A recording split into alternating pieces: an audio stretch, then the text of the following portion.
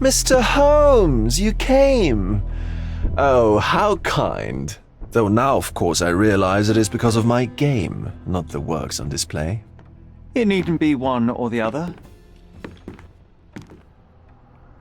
Your man's disguise was easily debunked, Mr. Vogel, but I shall admit that you planted in me the seed of curiosity. Ah, terrific! I had no doubt you'd put the pieces together. Let us call it an opening gambit before the real game begins. So, this little game of yours, what's it about? An enigma to solve. A locked area in the basement with no windows found brutally vandalized. I have no clue how it was possible. What about this intrusion? What happened? Last night, I was about to leave the gallery when I heard a noise downstairs. I went to the basement, but I didn't see anything out of the ordinary. It was admittedly a rudimentary inspection. It is not uncommon to get rats down there, so seeing nothing of note, I left and locked up the building. When I returned this morning, alas, I discovered that part of the exhibition had been torched, and there was no sign of the intruder. The mystery being, of course, that all the doors to the gallery were locked exactly as I left them. And the door to the basement is the only entrance? Correct. Tell me you're not intrigued. And this locked area downstairs, what exactly was it? The under gallery. It's always shut, and I'm the only one with the key. Ah, so this is your private collection, not part of the gallery. Oh, no. It's an exclusive exhibition of eccentric pieces. Only a select cadre of artists, investors, and collectors are admitted. Not everyone deserves to have their eyes opened. Well, this matter is certainly within my wheelhouse. This intrusion troubles me. Please take a look around if you're willing. The under gallery is through the door at the end. I will see what I see.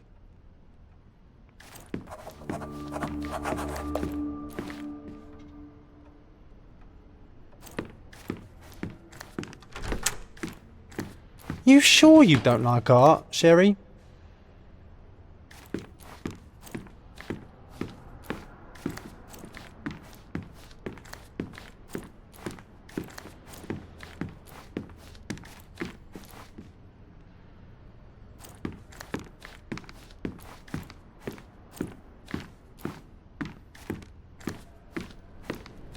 Back home, we've got a taxidermist.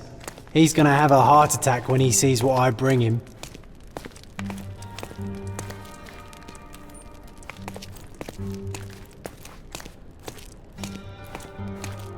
Sodden and mould-ridden. One presumes deliberately.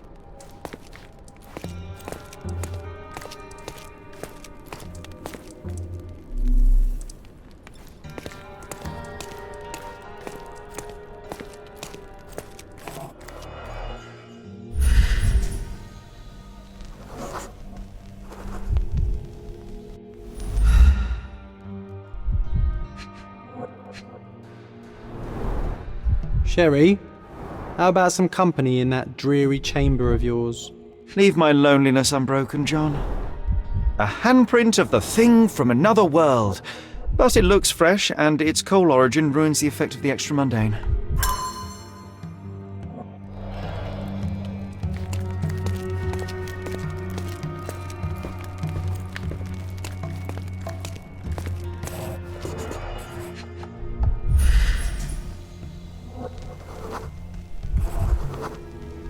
The left step's length is shorter than the right.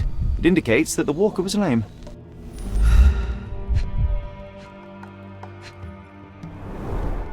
Old, and hasn't been used for a long time.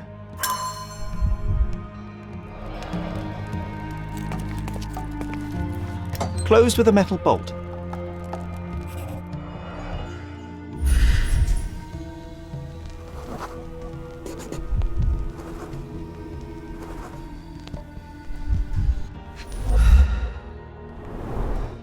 Footprints. Size 9.5.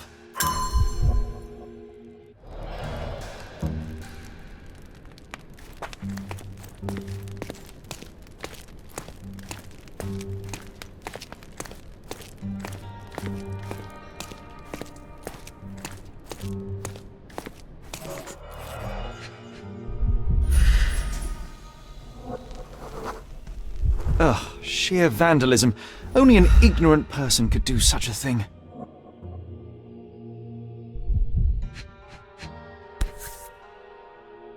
Coal fingerprints. I think we're looking for a man with a coal moustache. A Malpalbot.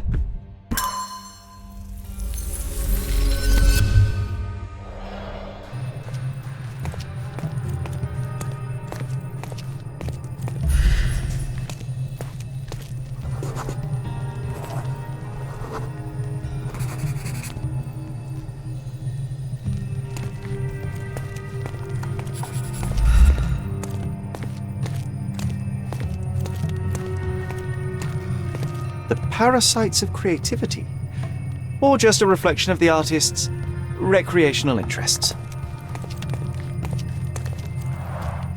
Saturn devouring his sun, of grim composition.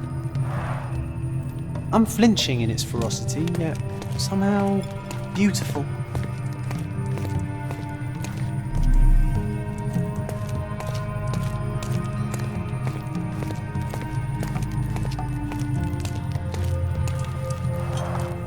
A simplistic attempt at provocation.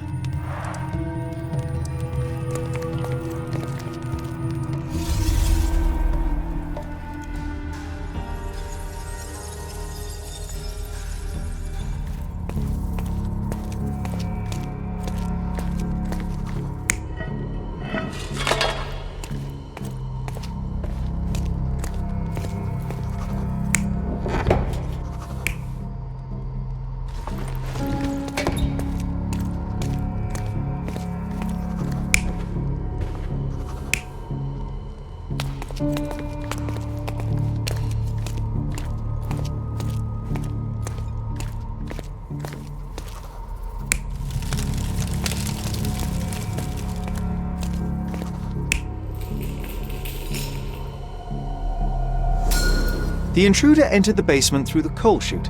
He used a magnet to open the hatch bolt. He accidentally pushed a shovel to the floor. Vogel heard the noise. At the sound of his approaching footsteps, the intruder hid inside the coffin.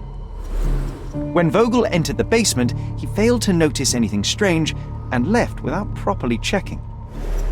The intruder waited until Vogel had left the caravanserai before burning the paintings in Wilde's room, but the vandalism was a cover for the theft.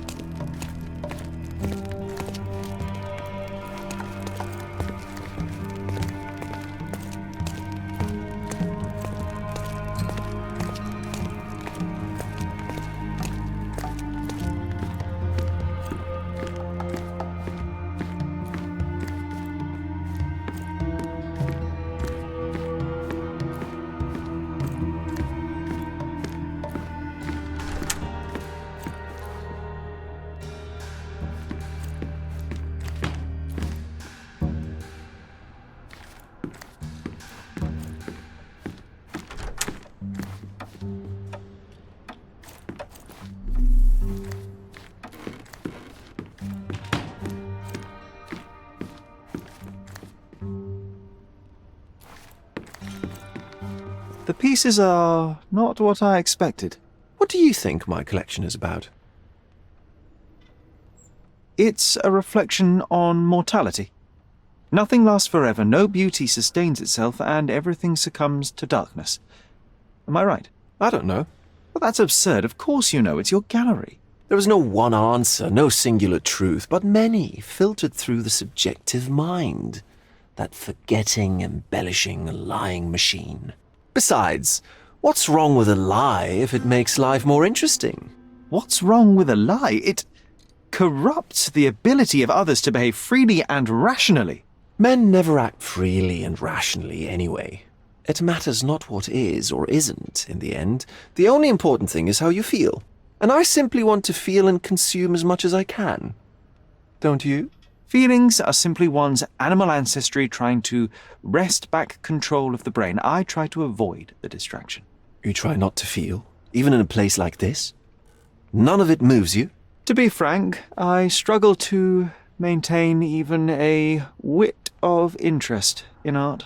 But, Mr. Holmes, it is joy incarnate, mankind's greatest achievement. Mankind's highest achievement above all others is objective and rational thought. I see then why you dislike art, for it means whatever you want it to. Or, perhaps, Mr. Vogel, I was lying. Aha. Mr. Vogel, I have confirmed that the intruder was an average-sized, flexible Malpal smoker with a limp. As it happens, the vandalism was a cover. The true intent was to steal a painting without your knowledge. The fact is, one of the pieces from the Wild Room is not in the wreckage. What? That is extraordinary. This thief was familiar with the gallery and he was sporting a limp. Do any of your clients or artists come to mind? My. Your attention to detail is remarkable, Mr. Holmes. I should introduce you to Bosch's works. Alas, I'm afraid I cannot suggest a culprit. The fire was a clever attempt to hide a stolen painting, even if it didn't fool me. I found the remnants of an empty frame in the pile of ashes. The canvas had been removed. Do you know which paintings in the Wild Room may have interested a thief? Were any particularly expensive? Those pieces belong to a well-known artist named Boniface Mercurio. They're controversial, but not of a notably high value. The intruder entered the basement through the coal chute. He used a magnet to open the latch and dislodged the shovel while doing so. That's the noise you heard yesterday. When you went downstairs to investigate, he hid in the coffin. It seems I should have checked the space more thoroughly. There's something more, is there not? I can see it in your eyes. Indeed. There is another intriguing angle. I recently received an anonymous offer for one of Mercurio's works. The sum was more than fair, and indeed could have saved Mercurio from his artistic poverty. But he declined it. Was it a performative whim? Some artists lionize pain and hardship as if their work would be worse after a meal and a hot bath. I cannot tell. But not only did he refuse the deal, he insisted on displaying the painting in the public space. I was hoping to change his mind, but artists are a special breed of stubborn. So where can I find Boniface Mercurio? I know he lives somewhere in Old City, but couldn't be more specific. He's a prominent figure, so finding him shouldn't be a problem. What was depicted in the piece? A bound woman, wrapped in robes, being penetrated by a red devil that stared at us, the viewer. The beast had numerous tails growing from his back, and a large crowd gathered around the pair, silently watching the orgiastic scene. Okay, well, given the nature of the other works on display, it's hard to see why that one stood out. What could possibly be its value? The evaluation of art is very subjective, Mr. Holmes. After all, art is everything. A poem, a bruise, the beads of sweat on your beloved skin. Even a masterfully solved crime. I'm not sure I see the connection. Regardless, the painting was one of a series called The Sabbath Night in Cordona. The works depict sex, violence, and other controversial acts that life, for better or worse, contains. Ah, I see. I'm not sure that you do, but that can wait for another time. Well, I believe I have enough to begin. Thank you, Mr. Vogel. Your gallery certainly has unexpected depths. I'm delighted to have been able to please a friend. In return, I expect you to come back with good news, or at least with a good story.